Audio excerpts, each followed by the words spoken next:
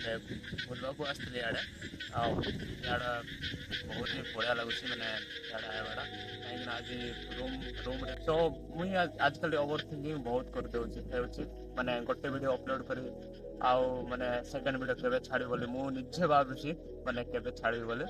Show ଆଜି ବି ମାନେ actually script କଲି, ହେଲେ ବି ମୁଁ ଭିଡ଼ିଓ ଯେତେବେଳେ କରୁଥିଲି ସେତେବେଳେ ଟିକେ ଡାଉଟ୍ ହେଲା, ଆରେ ୟାର ଏଇଟା ଚଳିବ କି ଏଇଟା ସେଟା, ମୋତେ କ'ଣ ମାନେ ଲୋକମାନେ କ'ଣ କହିବେ ଏଇଟା ସେଟା, ମାନେ ମୋ ମାଇଣ୍ଡ ସେଟ୍ରେ ଏକା ସେମିତି ଚାଲିଛି। ବଟ୍ ମୁଁ ସେଟା ଏକା ଷ୍ଟେପ୍ ନେବାକୁ ଥୋଡ଼ା ସେମିତି ହେଇଯାଉଛି।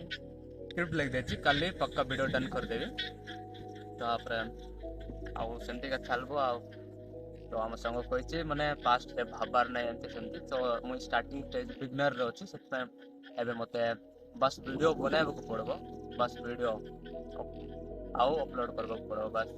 ମୁଁ ଯେତିକି ବି ଭିଡ଼ିଓ ବନାଉଛି ଯେ ମନା ନାହିଁ, ମାତ୍ର ଅପଲୋଡ଼ କରିବାକୁ ନାହିଁ ସେ ୟୁଟ୍ୟୁବ୍ ଚ୍ୟାନେଲ୍ରେ, କାହିଁକି ନା ଜାଣି ହେଉନି କ'ଣ ପାଇଁ ପୁରା ମୁଁ କନଫ୍ୟୁଜ୍ରେ ଅଛି ମୁଁ କ'ଣ କରିବି ବୋଲି। ସୋ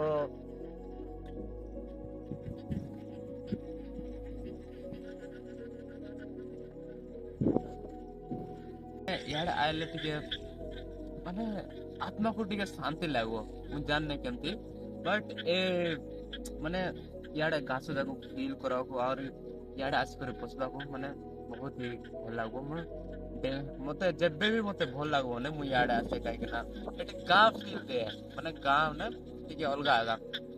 ତ ନେଚରରେ ଯେତିକି ମାନେ କନେକ୍ଟ ରହିବ, ତ ସେତିକି ମାନେ ଭଲ ଯାହା କରିବାକୁ ଚାହୁଁଛୁ ସେଟା କରିଦିଅ ନିଜ ହିସାବରେ, ନିଜ ରାସ୍ତାରେ, ନିଜ ପାଥରେ। ତ ମୋତେ ଯାହା ଲାଗୁଛି ତମ ହିସାବରେ ଚାଲିବା କଥା ଦୁନିଆ ନା, କାହିଁକି ନା ତୁମ ବି ଏଠି ଆସିଛ, ତ ତୁମର नहीं चलेगा तो किसी का। तो आज वीडियो को यही का समाप्ति पर आती है।